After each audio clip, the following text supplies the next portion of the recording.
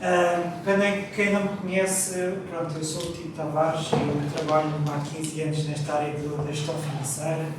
Tenho tido a possibilidade de trabalhar em diferentes áreas, em diferentes empresas, de diferentes setores de atividade, mas que tem permitido trabalhar com empresas de grande dimensão e também trabalhar para a gestão financeira dessas empresas. E o que eu pretendo hoje aqui é dar, de uma forma também muito resumida, porque também não tem assim muito tempo e não é muito proveitoso a uma segunda-feira à noite estar aqui a dividir muita informação. Portanto, espero que vocês consigam extrair o máximo possível desta pequena formação. Obviamente, se alguém depois quiser alguma ajuda mais específica, estarei disponível para vos ajudar em alguma coisa que seja necessária. Já não está a correr bem, Paulo.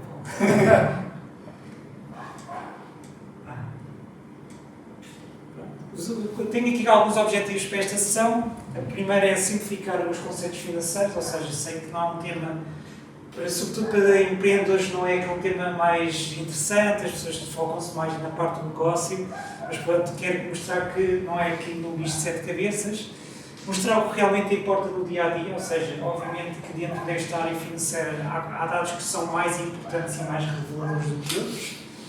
Partilhar boas práticas que sejam de fácil aplicação, ou seja, não é preciso ser aqui um gestor financeiro para conseguir tirar isto, mas é preciso ter alguma noção de interpretar alguns resultados financeiros, e é isto que também eu quero passar, e ajudar a ganhar controle e confiança, ou seja, quanto mais conseguirmos olhar para os números e perceber o que é que eles nos dizem, mais preparados estamos para, expandir o negócio ou criar uma nova linha de vendas.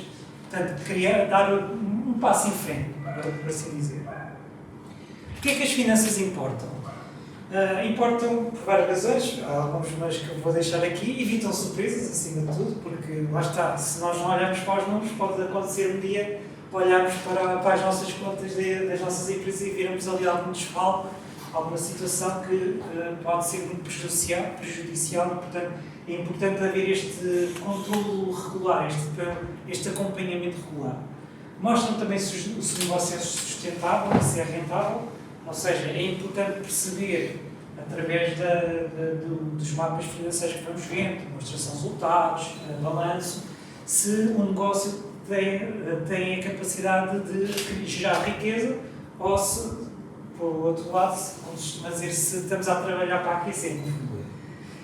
Também ajudam a definir preços, e vamos falar com maior detalhe aqui mais à frente, mas o preço é muito importante porque lá está, um bom preço vai-nos ajudar a perceber se estamos a conseguir criar então essa rentabilidade da empresa ou não. Também permitem planear impostos, ou seja, os impostos é uma coisa que temos que sempre que os pagar, não há como fugir, e quanto mais cedo conseguimos planear o momento em que temos de pagar esses impostos, vai ser muito mais fácil para nós conseguirmos fazer este planeamento da nossa gestão financeira. E dão clareza então para crescer, ou seja, se nós tivermos confiança que estamos a conseguir interpretar bem os números financeiros, conseguimos também perceber se estamos preparados para dar um próximo passo no crescimento da nossa empresa. Os 3 números essenciais que nós então temos que olhar é as vendas, ou seja, quanto é que entra, os custos, que é quanto é que sai, tudo o que sai, e a diferença entre estes dois, que é o lucro ou o que sobra. Só dar aqui uma nota muito importante, que é, quando falamos de finanças, temos que olhar sempre para 2 visões, é como se fossem 2 faces da mesma moeda.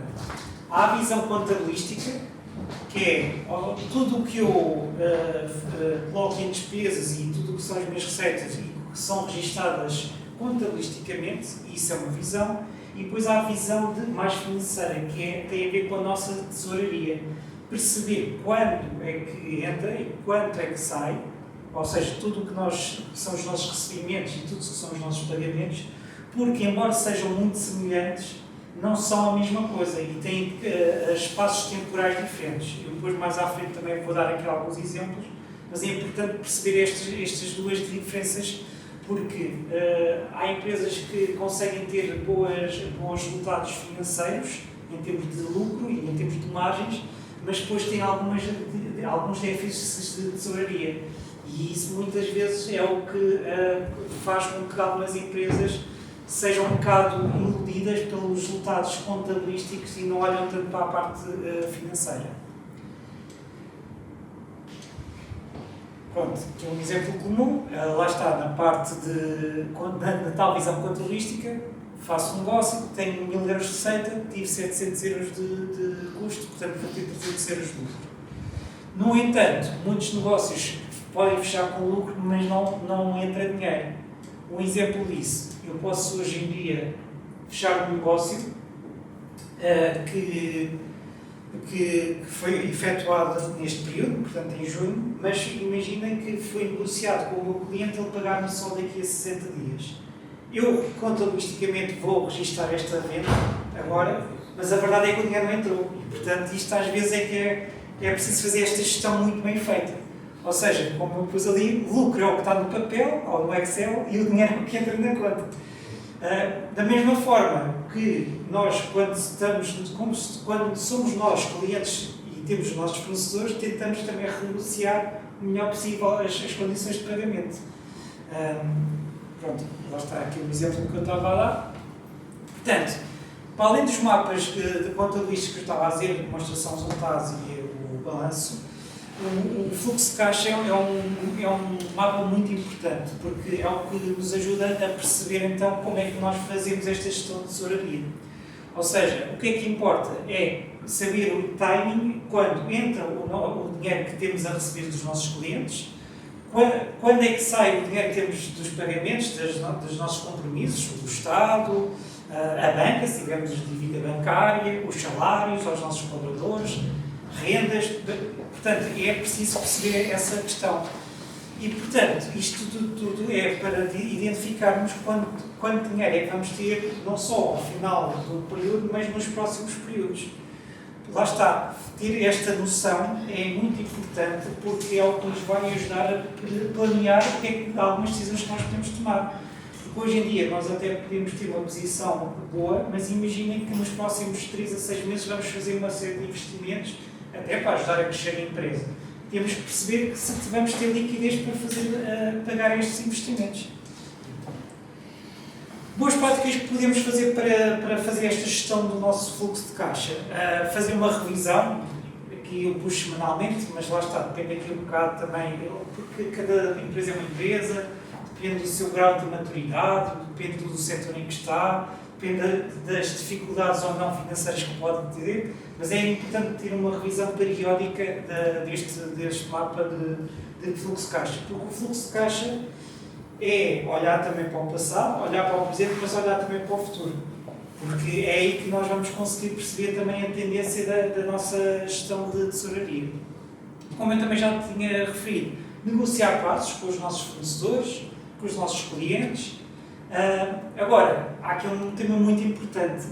Quando nós compramos alguma coisa aos nossos fornecedores, nós temos 2 tipos e também na lógica quando nós somos fornecedores de outros.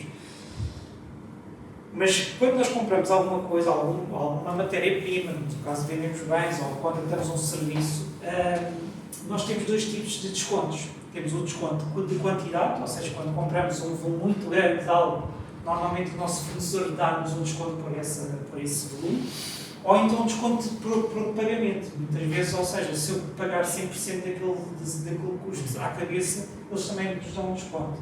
E nós podemos pensar, bem, então vou querer aproveitar esse desconto porque isso vai-me baixar o meu custo e então vai-me aumentar a minha rentabilidade. No entanto, o facto de nós comprarmos isto à cabeça vai fazer com que o dinheiro que associado à receita que vai entrar muito mais tarde e, portanto, podemos aqui ter um déficit de tesouraria. E, portanto, é preciso perceber se temos capacidade para, aproveitando aquele custo que vai ser inferior, não ficarmos com, desculpem a expressão, com o pé descalço, ou então, mais vale dizer, não vou conseguir um preço tão competitivo na compra deste bem ou deste serviço, mas pelo menos não vou pôr em xeque a minha tesouraria. Depois, outra coisa que também acho que é muito importante é este último ponto, que é a criação de uma reserva de 1 a 3 meses. O que é esta reserva de 1 a 3 meses? Alguns autores chamam que é o fundo de emergência, que é, no limite, e nós passámos por uma situação semelhante há 6 anos, né, quando veio o Covid-19, de repente tudo parou, a atividade parou e agora eu tenho que ter capacidade para ter aqui um fundo para, se não tiver qualquer tipo de receita ou de recebimento nos próximos 2 a 3 meses, eu tenho que pelo menos ter capacidade para honrar os meus compromissos.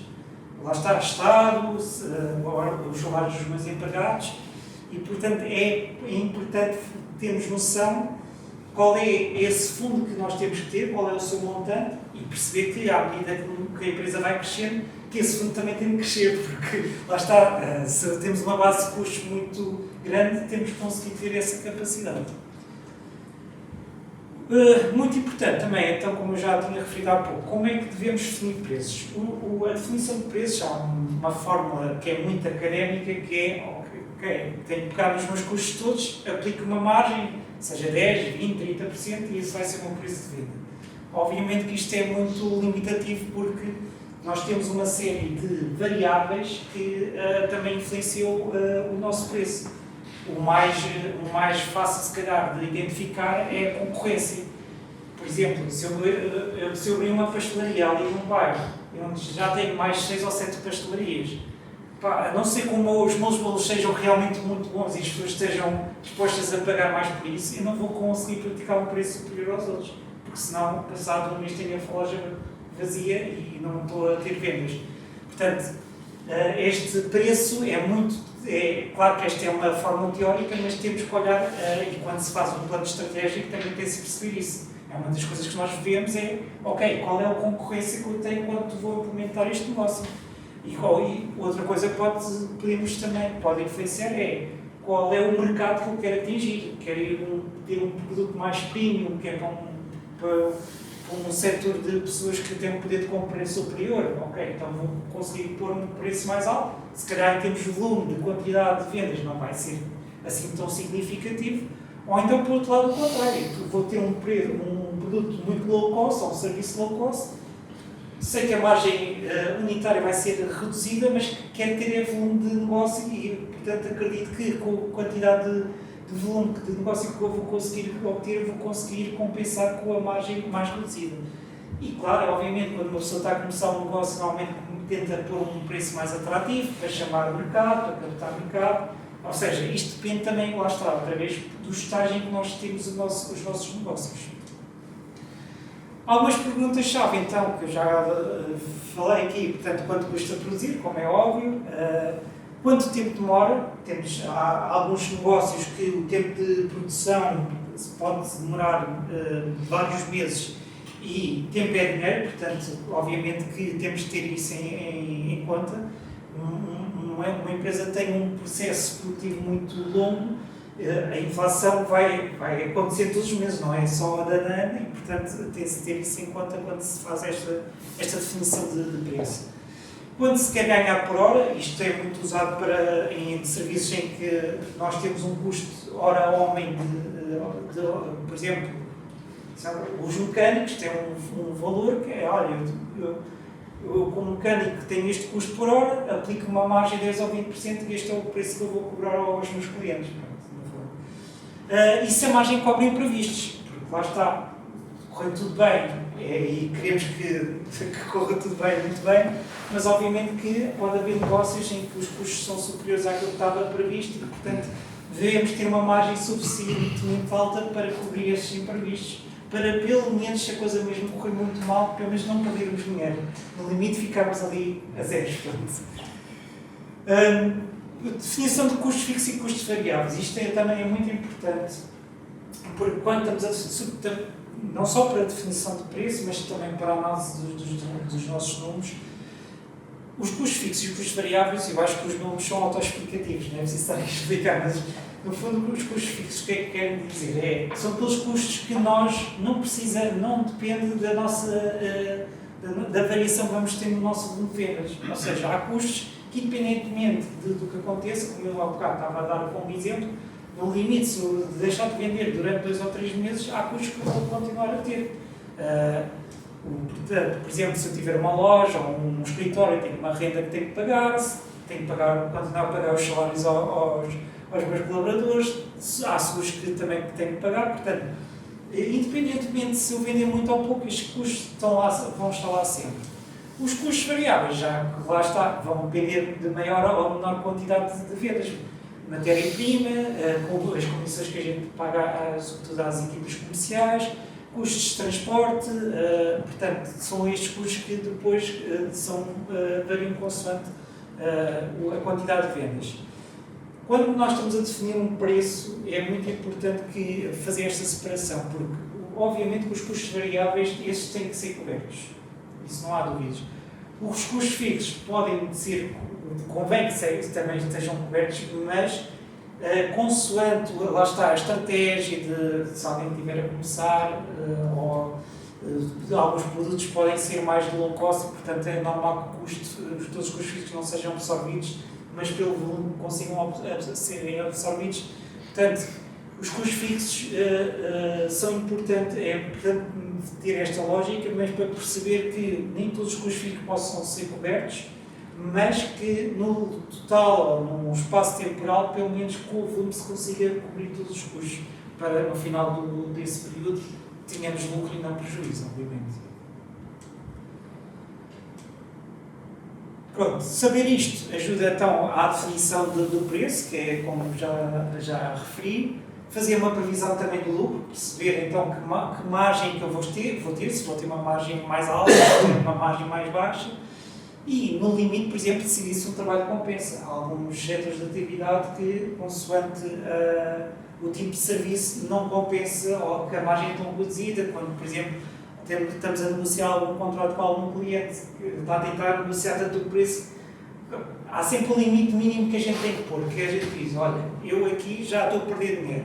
A não ser que seja um cliente que a gente diga, mas isto pode ser realmente uma grande oportunidade de, no futuro, trabalhar mais com este cliente que vai trazer mais volume de vendas, aí podemos pensar numa ótica quase de investimento, ok, eu agora vou neste primeiro contrato perder dinheiro, mas se calhar no futuro ele vai-me dar mais rentabilidade, vai-me trazer mais volume de negócios, vai-me dar conhecimento, portanto vale a pena. Mas é preciso fazer muito bem essa análise para ver se vale realmente a pena. Ok. Algumas ferramentas simples que nós podemos usar, ou seja, para estas análises financeiras, para esta gestão financeira, não é preciso um software caro, lá está, isto vai também depender da maturidade e da dimensão da empresa. No limite podemos usar uma folha de Excel, eu digo, é a minha melhor amiga no meu trabalho, eu uso muito, e portanto, para me ajudar a fazer relatórios é muito interessante.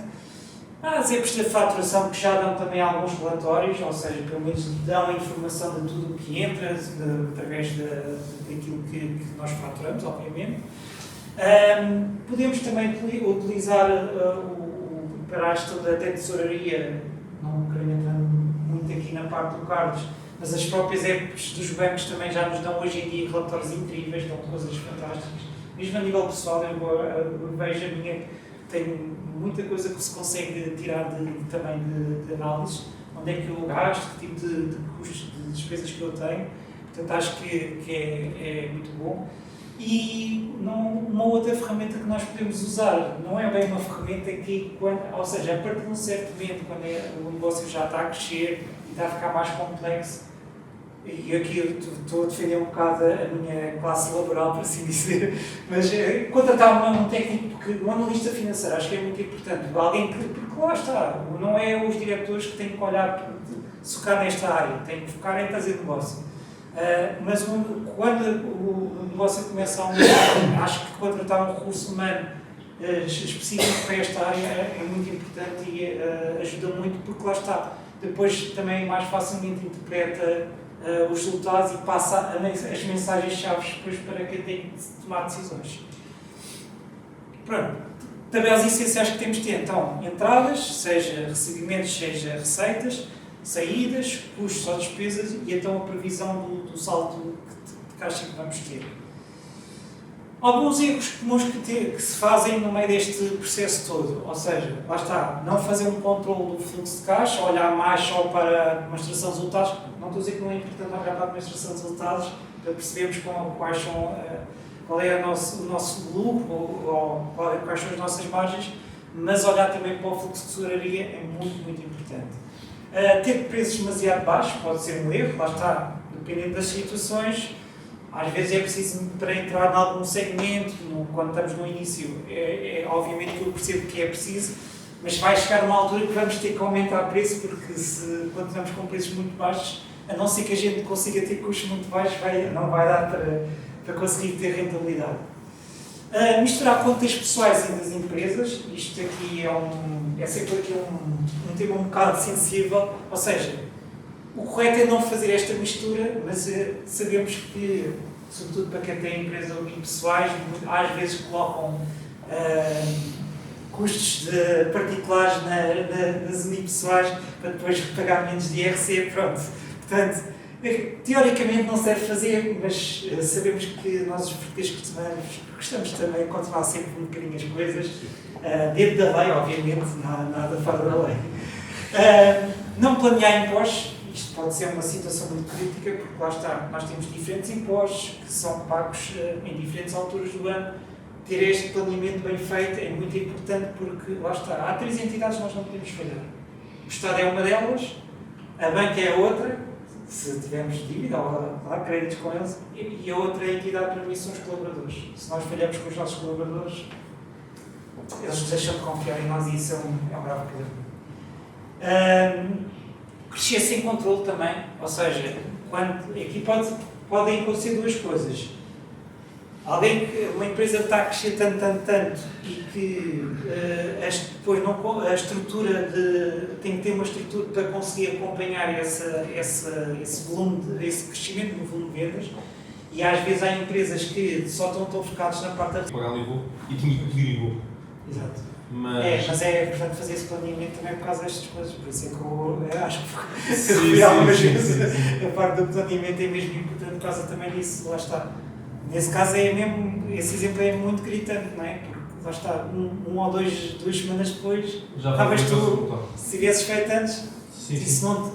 Lá está, e volto a dizer, a gestão de tesouraria também é muito importante por causa disso.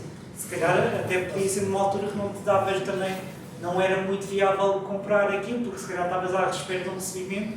Depois, lá está, cada decisão que se toma é consoante aquilo que nós vamos vendo à vista, o que é que está à vista. Por isso é que eu digo.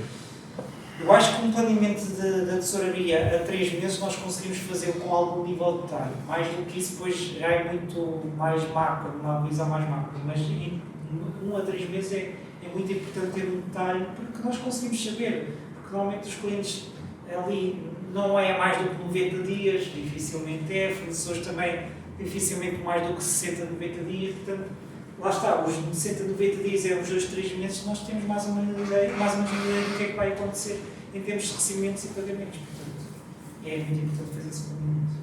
Diz-me só uma coisa, também estou aqui um bocadinho curioso. Por exemplo, nas empresas com que já trabalhaste,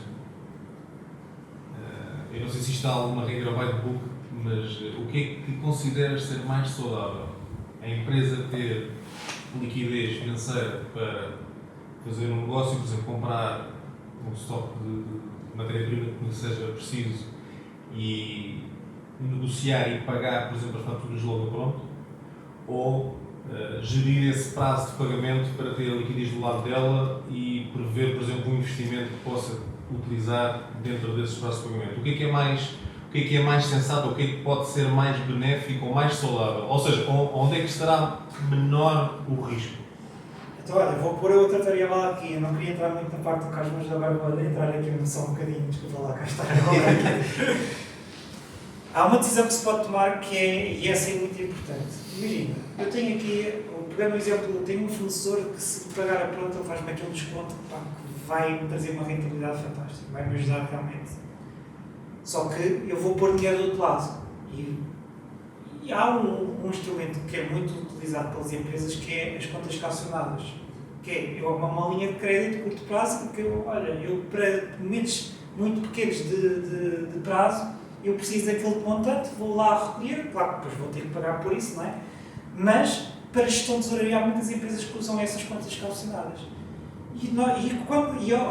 Neste cenário podes fazer aqui tomar uma decisão, que é, bem, se o desconto que eu vou ter é assim tão grande, se calhar compensa, o que eu vou poupar aqui compensa o que eu vou pagar pelo juro dessa linha de crédito. É conta, não é?